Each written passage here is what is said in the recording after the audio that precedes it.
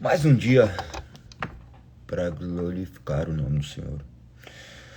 Nossa meditação diária na palavra, em pequenos versos, extraindo todo o seu significado e passando para vocês também a leitura do dia, para que possamos cumprir nosso cronograma de leitura anual da Bíblia. 4 capítulos por dia. Bom dia. Bom dia. Bom dia a todos. Bom dia, Jonathan. Bom dia, Silvia. Bom dia a todos que estão aí já. Que vocês possam ter um dia maravilhoso, dia do Senhor. Domingo, dia que nós cultuamos ao Senhor. Todo dia é um culto, mas domingo especialmente. Nossos pensamentos estão direcionados exclusivamente para isso. Nós nos reunimos como igreja, nós vivemos a palavra. Nós estamos debaixo justamente desse favor divino. Bom dia, meu irmão. Bom dia, Cezão. Bom dia, Vanessa. Bom dia a todos. Todos os dias. Nós já estamos no 40º dia. Falando disso, né? Na verdade, 41º. Nós estamos hoje meditando no verso 40. Ainda faltam muitos dias para acabarmos o Salmo 119. E de pouquinho em pouquinho nós nos alimentamos dessa palavra que nos traz vida. Peço que vocês abram suas Bíblias. Lembrando que nós utilizamos a versão NVT, por acreditar que essa tradução retrata com fidelidade também a palavra e com vocabulário acessível a todos, podendo tirar conclusões que não demandam, vamos dizer assim, de dicionários, de outros recursos, para que seja prático e a gente possa compreender o que Deus diz. Amém? Salmo 119 diz assim: anseio por obedecer às tuas ordens, restaura a minha vida por tua palavra. Aqui nós estamos na última parte dessa parte do versículo, né? Desses oito versos que são separados o Salmo 119. De 8 a 8 versos, correspondente a cada letra do alfabeto hebraico. É muito bonito enxergarmos essas poesias, enxergarmos a maneira como foi deixada a palavra de Deus para orientar os nossos passos. Ele manifesta de maneira natural orações, clamores, pedidos feitos pela própria natureza humana, mas claro que inspirado por Deus, de maneira que lendo também se torna nossas palavras, de maneira que Deus soberanamente também guie nossos passos para que Ele seja glorificado, lembrando que sempre Ele esteve auxiliando nossos passos para que o nome dele fosse glorificado. O homem sempre se desviando dele e Deus sempre o buscando. Deus sempre deu o primeiro passo. Aqui o salmista menciona que ele manifesta o desejo, ele anseia por obedecer às ordens de Deus. Ele conclui manifestando que todo o seu ser está inclinado a isso.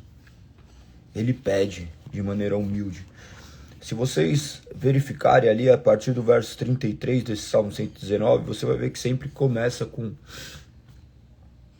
uma dependência de Deus. Ensina-me. Você pede para quem te ensinar? Aquelas pessoas que estão acima de você. No caso aqui, ele se curva sempre diante de Deus. Ele pede: ensina-me. Depois dá-me entendimento.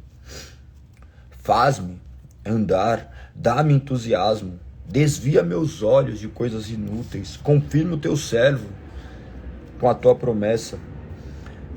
manifestando que ele sabia onde encontrar uma palavra que pudesse apontar de maneira inerrante a vontade de Deus. Os salmos, eles visavam justamente ser poéticos e também trazer verdades que seriam profundas, enraizava nossa vida em uma vida que estava firmada em Deus, criaríamos raízes. O verso 39 dizia também, afasta-me. Então nós temos uma série de verbos aqui, onde conduzem o homem a uma submissão, a uma dependência divina. Ele anseia, ele deseja isso. Nós deveríamos acordar desejando isso. E por isso que a minha missão era justamente fazer com que vocês se apaixonem cada vez mais pela palavra de Deus. Eu não consigo fazer com que vocês se apaixonem, por óbvio, mas eu posso servir de instrumento direcionando vocês à leitura, manifestando a importância que é a palavra, para que vocês também, um dia, possam fazer essa oração de maneira sincera. Anseio por obedecer às tuas ordens. O simples fato de você estar aqui já começou a ocorrer algo diferente dentro de você. O Espírito, esse agente interno, nos molda. Eu, como um agente externo, não consigo penetrar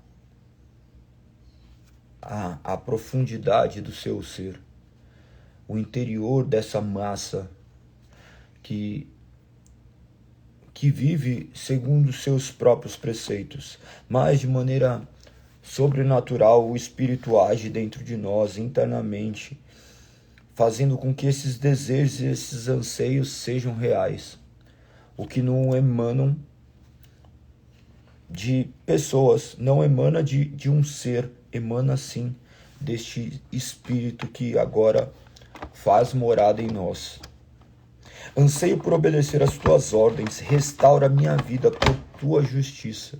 Ele não pede, ele não clama ao Senhor pensando em seus próprios méritos. Ele tem a plena ciência de que o Senhor que emana toda a justiça e que não há méritos nisso. Por sua justiça, ele não está clamando ao Senhor se julgando merecedor, ele não está falando porque eu fiz algo, então eu devo merecer algo. Ele simplesmente obedece ao Senhor, ele clama por entendimento para obedecer ao Senhor, mas por causa da justiça divina. Ele não arroga para si mérito algum. Nós aprendemos uma religião completamente equivocada, né? Onde eu faço, então eu recebo.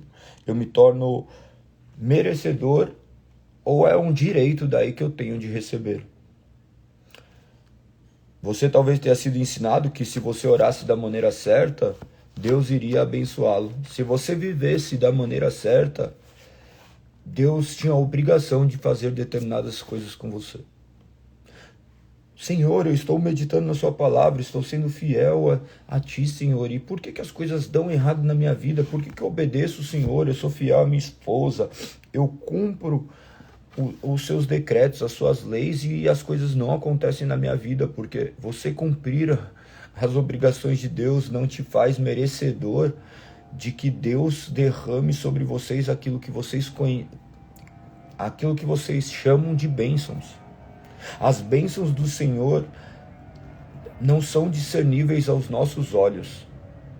É muito complexo isso, mas é a pura verdade. Quantas bênçãos aconteceram na sua vida por intermédio de coisas horríveis que aconteceram? Galego, não concordo com a sua linha de pensar. Você pode não concordar, mas me prove. Me prove que coisas ruins não aconteceram na sua vida por por uma vontade divina, de maneira que você jamais teria pensado nessa coisa ruim para que acontecesse, mas ela te direcionou a um lugar que você jamais teria, se você tivesse feito, se as coisas tivessem acontecido da maneira como você havia desejado. Às vezes, acidentes de percurso nos levam em lugares que nós nunca estaríamos. Relacionamentos são provas disso.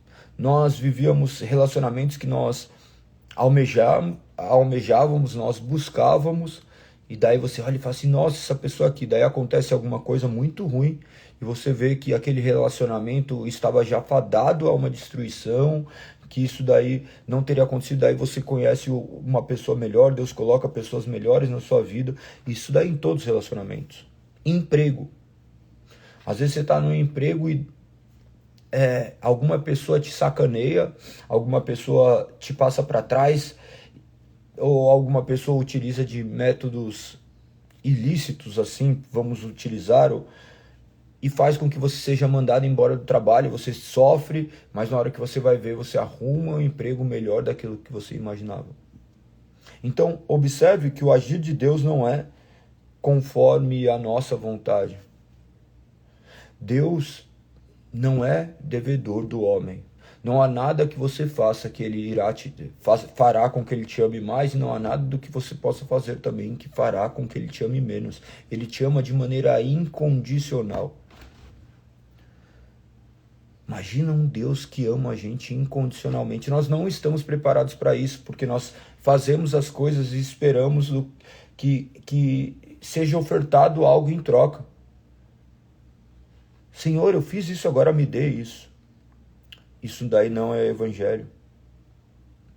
Nós clamamos por entendimento do Senhor. Nós pedimos ao Senhor, mas nós pedimos por entendimento para que Ele subjugue nossa natureza humana pecadora. Nossa natureza humana falha.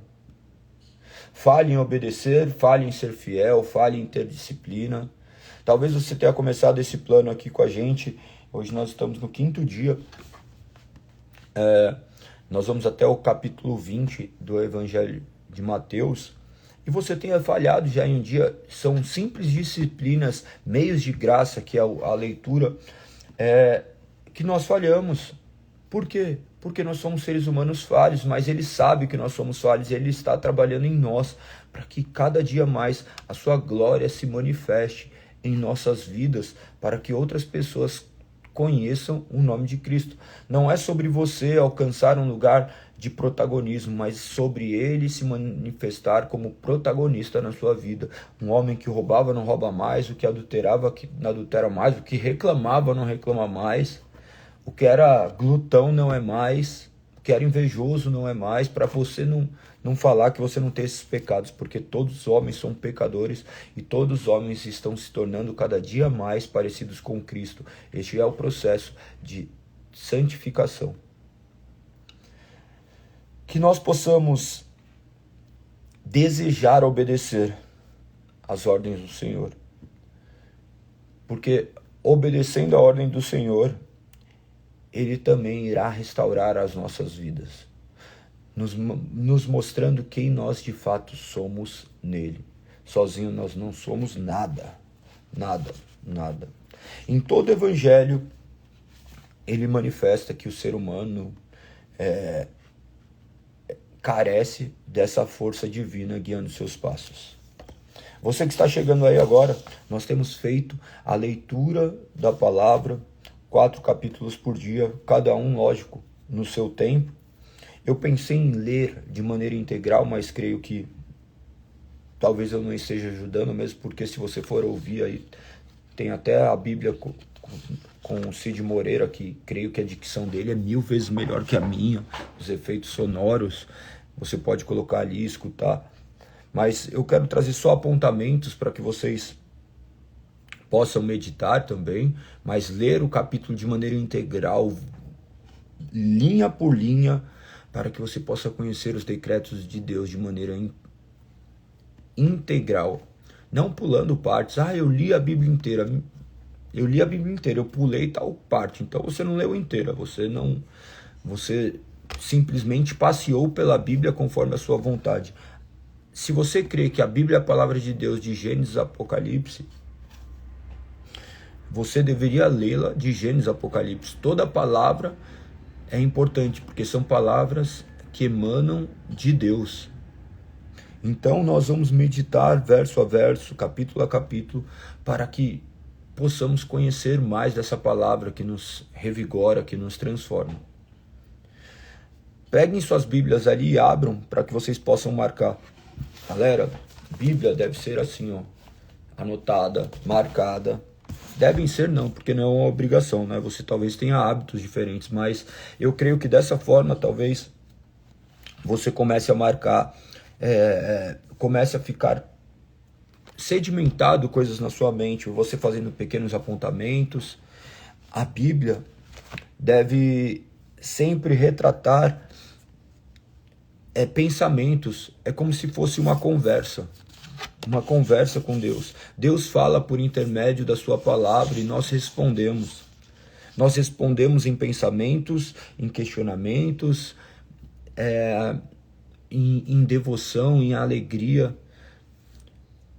Tem pessoas que arrogam a si a capacidade especial de ouvir Deus, a voz de Deus. Eu nunca ouvi, não tenho como também acreditar em pessoas que falam que ouviram, a não ser esses homens aqui da palavra de Deus, mesmo porque eu creio que Deus fala inerrantemente apenas pela palavra de Deus. E se ele fala de outra forma, então não é somente pela palavra. E nós cremos, protestantes, que somente por intermédio da palavra Deus se manifesta conosco.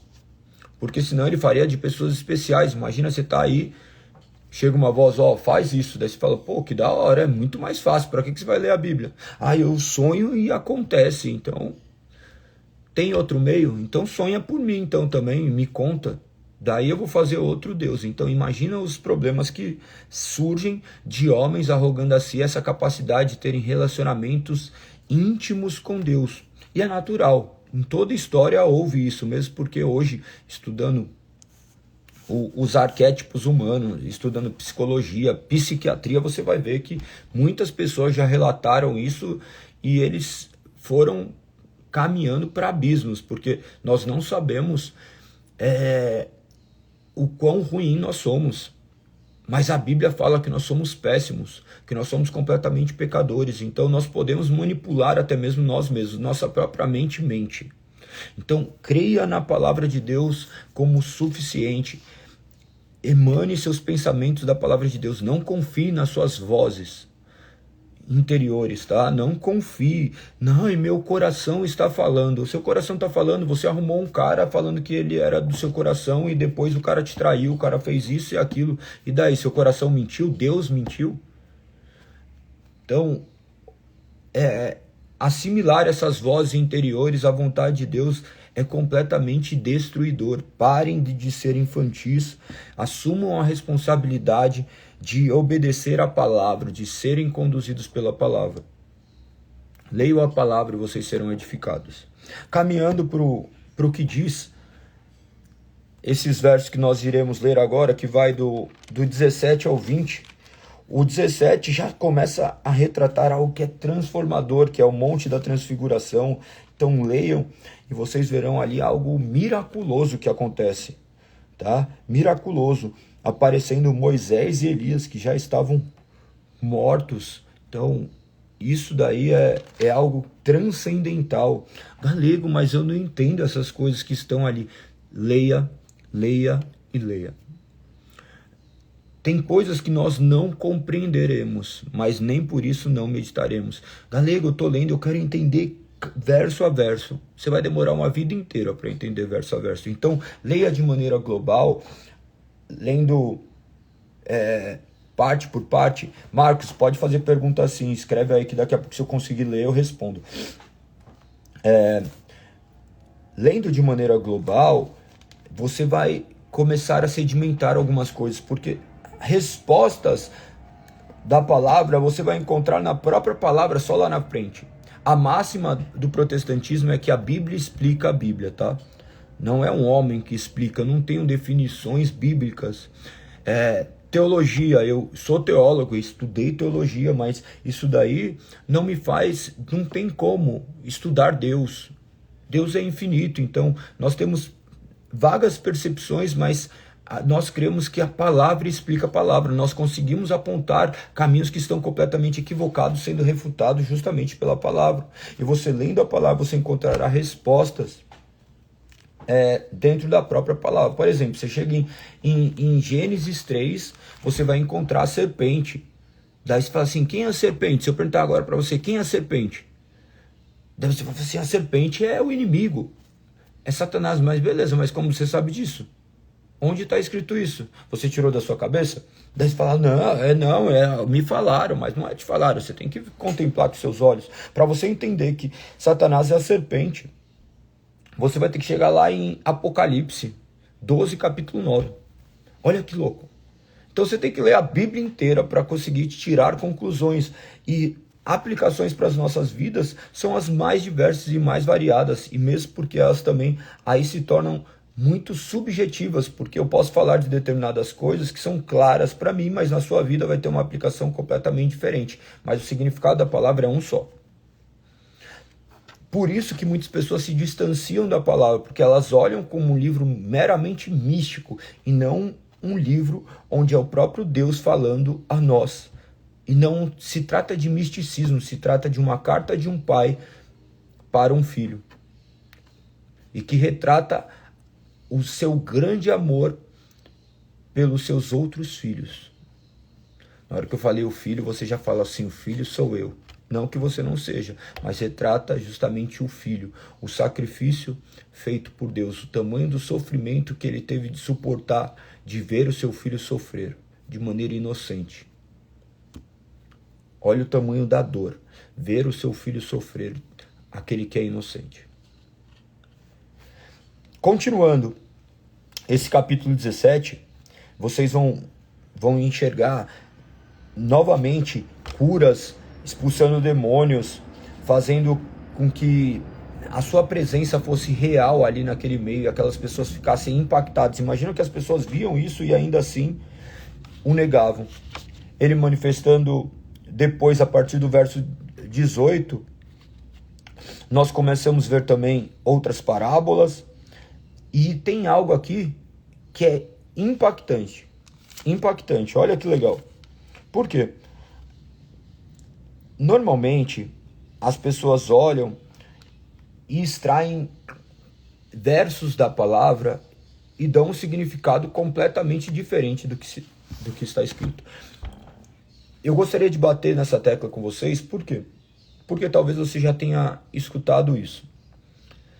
Você já escutou que onde 2 ou 3 se reúnem, em meu nome, ali estou no meio deles. Se você já viu, clica no coraçãozinho aí. Se você já ouviu isso, você fala assim, nossa, que legal, é verdade. E aparenta ser verdade. E de fato isso está escrito. Se você abrir sua Bíblia, Mateus 18, verso 20, está escrito, pois onde 2 ou 3 se reúnem em meu nome, eu estou no meio deles. Daí você fala assim, glória a Deus, Deus está aqui no nosso meio. Mas e você sozinho? Deus não está no meio, no centro disso? E quem são esses 2 ou 3? Então, normalmente a gente utiliza esses versos fora de contexto para justificar e dar um pretexto para aquilo que nós estamos vivendo. Convidei as pessoas para fazer uma reunião cristã e tem poucas pessoas. A gente usa isso daí para amenizar. E não é nada disso do que o verso está dizendo. O verso está mencionando acerca de uma correção. De uma correção onde se o irmão peca, daí é para você chamar outros irmãos para ouvir. Então, nós construímos verdades falsas. Isso daí são falácias, isso são sofismas, vamos utilizar. Aparência de verdade, mas construídas em cima de mentira. Ou até mesmo se confunde com erro e equívocos mesmo, justamente por desmembrarmos a palavra. A Bíblia não foi separada em capítulo e versículo originalmente. Isso daí é uma facilidade que nós temos, tá? Então, nós temos que compreender essas nuances. Então, vamos depois pro próximo capítulo, que é o capítulo 19, onde fala muito acerca da discussão sobre o divórcio, sobre o casamento.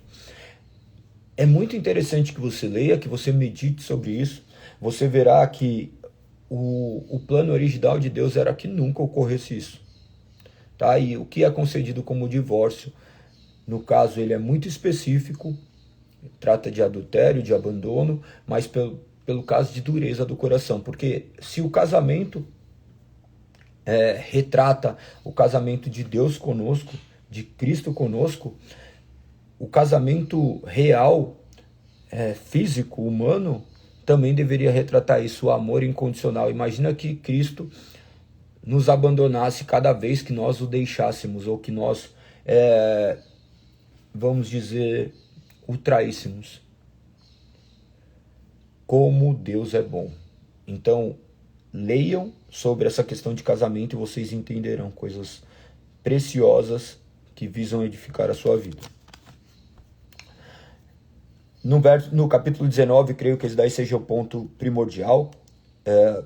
Depois, a partir do 20, começa a trazer a parábola dos trabalhadores, que é muito nítido para o nosso tempo de hoje, o homem não enxergando a bondade de Deus, porque o homem arroga para si o desejo de receber pelo seu trabalho, quando na verdade o maior preço já foi pago. Então, meditem na palavra do Senhor, onde ele mostra toda a sua natureza, e não diante de uma perspectiva humana, e sim a única perspectiva que deveríamos olhar para toda a Sagrada Escritura é a perspectiva de Deus. Ainda que sejamos humanos, nós olhamos e sabemos que ele faz tudo para deleite da sua própria vontade, que ele escolhe salvar, que ele já sabia aqueles que ele iria salvar, porque ele escolhe amar. Todo homem sendo condenado ao inferno desde o seu nascimento, porque todos pecaram, ele escolheu já, desde antes de o homem pecar, ele escolheu salvar. Ele escolheu salvar uma infinidade de pessoas, do quais você é essa pessoa. Se você está aí ouvindo o Evangelho, ouvindo a palavra de Deus, você é uma dessas pessoas que Cristo escolheu salvar. Eu tenho plena convicção disso, porque a palavra diz. Nós não sabemos aqueles do quais ele morreu efetivamente. Nós não temos clareza apontando esse ou aquilo. Mas nós temos a plena convicção de que todo aquele que o ouve e o obedece, o ama, que reconhece como o único e suficiente Salvador, habitará os céus. Então não fique olhando se ele morreu ou não por você, obedeça e clame a ele.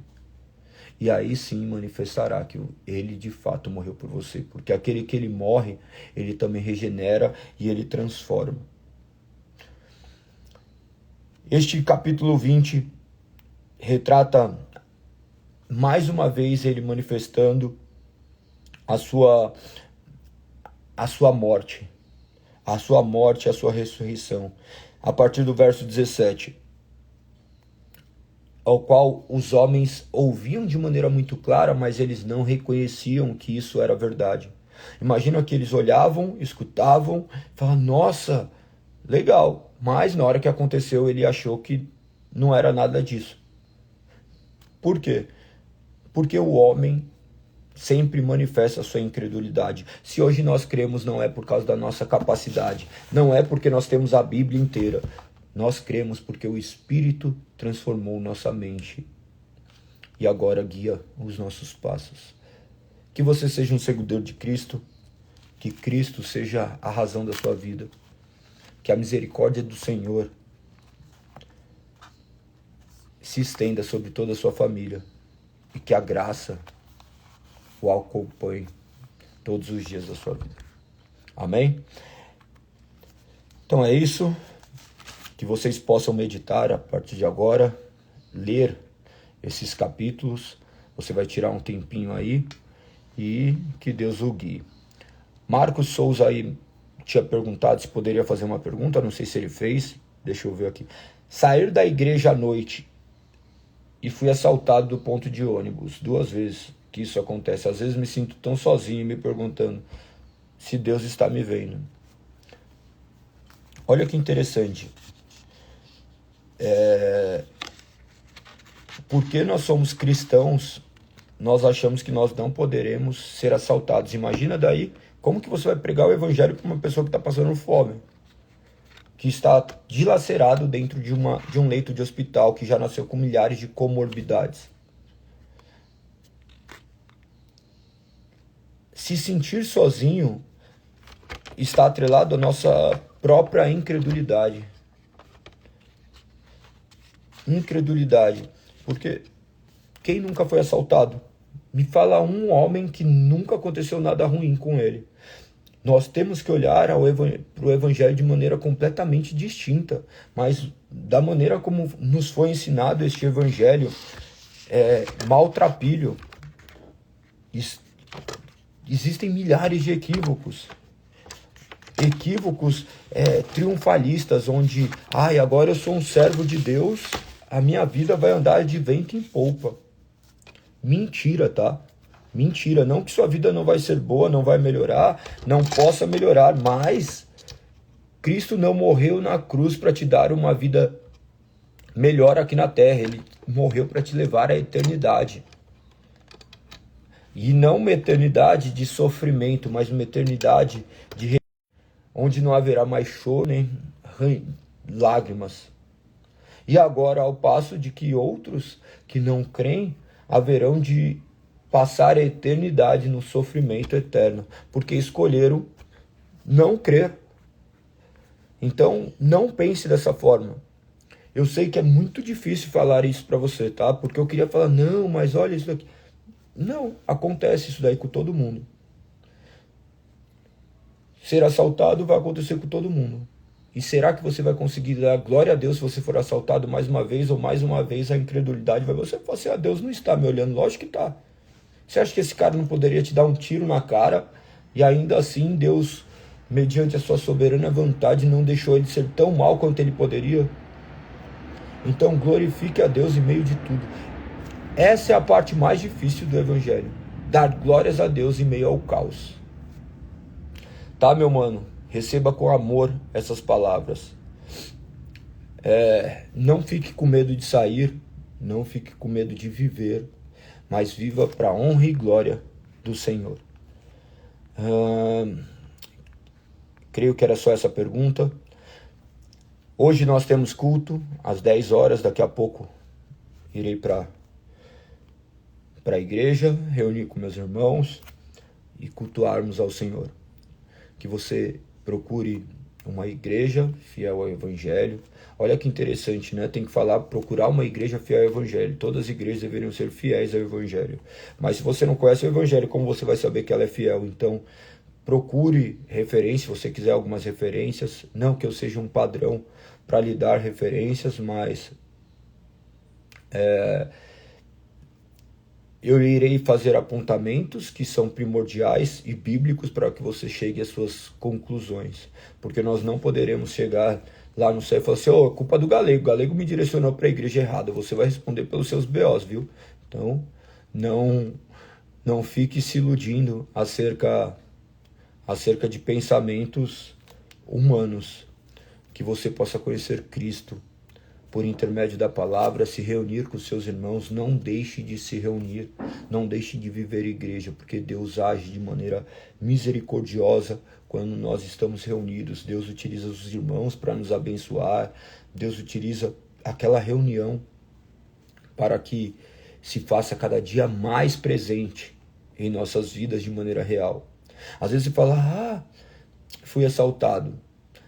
Foi assaltado? Beleza, mas se seu irmão tivesse com você, se você tivesse em comunhão e talvez um irmão tivesse ali junto com você, talvez as coisas não teriam acontecido desse jeito. Se tivesse acontecido alguma coisa, ele estaria ali para te auxiliar.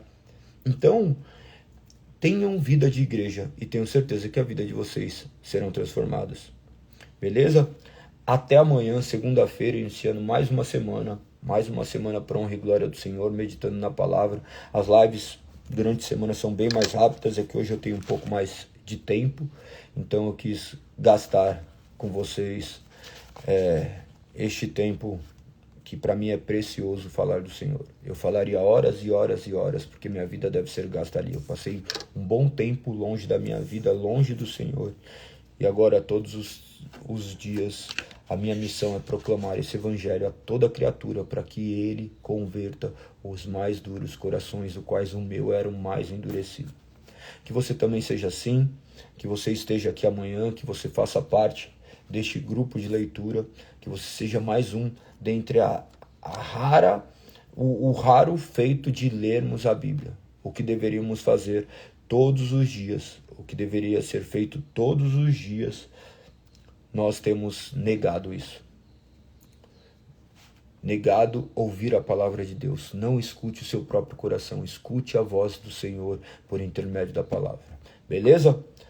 Tamo junto. Até daqui a pouco para quem vai pro culto hoje. Até amanhã para aqueles outros que ainda não cultuam. Também procure um lugar para chamar de sua família. Beleza? Um beijo no coração. Tamo junto. Fui.